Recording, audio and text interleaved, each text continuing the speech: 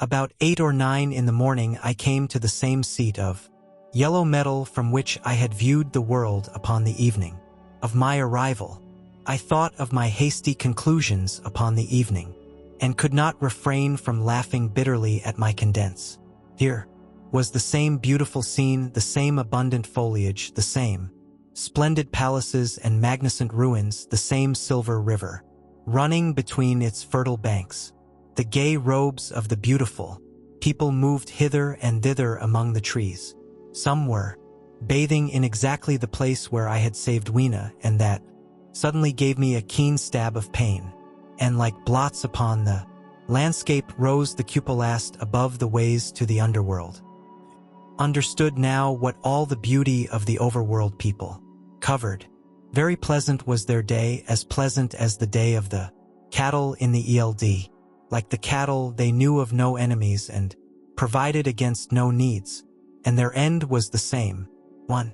I grieved to think how brief the dream of the human intellect had been. It had committed suicide. It had set itself steadfastly towards comfort and ease, a balanced society with security and permanency as its watchword.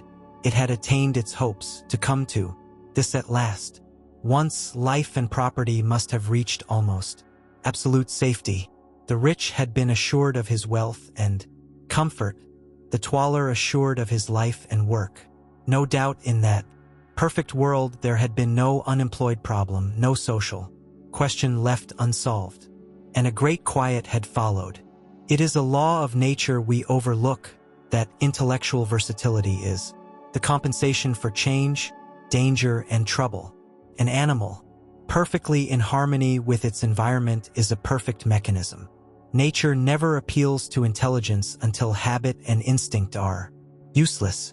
There is no intelligence where there is no change and no need of change. Only those animals partake of intelligence that have to meet a huge variety of needs and dangers. So, as I see it, the upperworld man had drifted towards his feeble prettiness, and the underworld to mere mechanical industry. But that perfect state had lacked one thing even for mechanical perfection: absolute permanency. Apparently, as time went on, the feeding of the underworld, however it was eked, had become disjointed.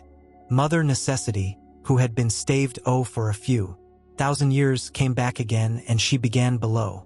The underworld, being in contact with machinery which, however perfect, still needs some little thought outside habit, had probably retained, perforce, rather more initiative, if less of every other human character than the upper, and when other meat failed them, they turned to what old habit had hitherto forbidden.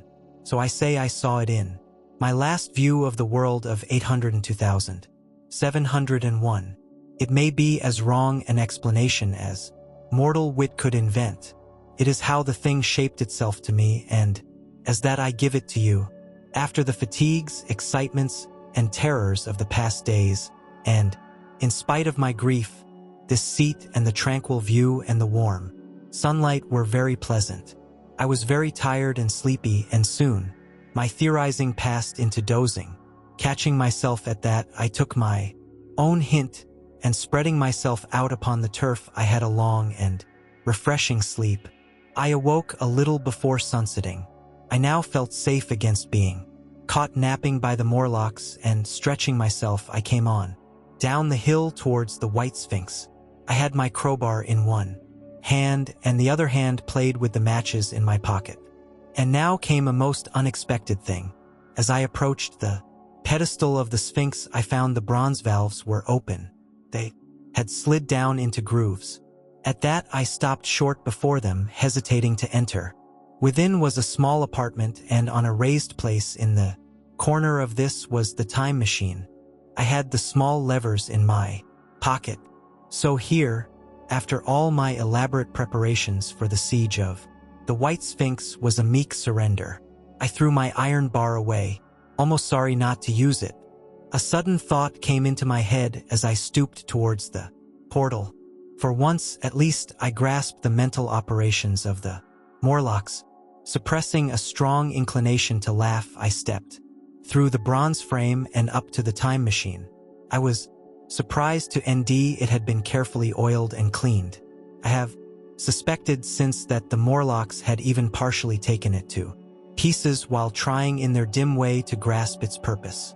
Now as I stood and examined it, ding a pleasure in the mere touch of the contrivance, the thing I had expected happened. The bronze panels suddenly slid up and struck the frame with a clang. Was in the dark, trapped, so the Morlocks thought. At that I chuckled gleefully. I could already hear their murmuring laughter as they came towards me. Very calmly I tried to strike the match.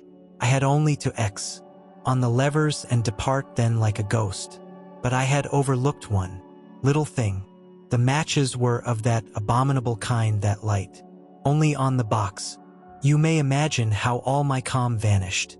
The little brutes were close upon me. One touched me. I made a sweeping blow in the dark at them with the levers and began to scramble into the saddle of the machine.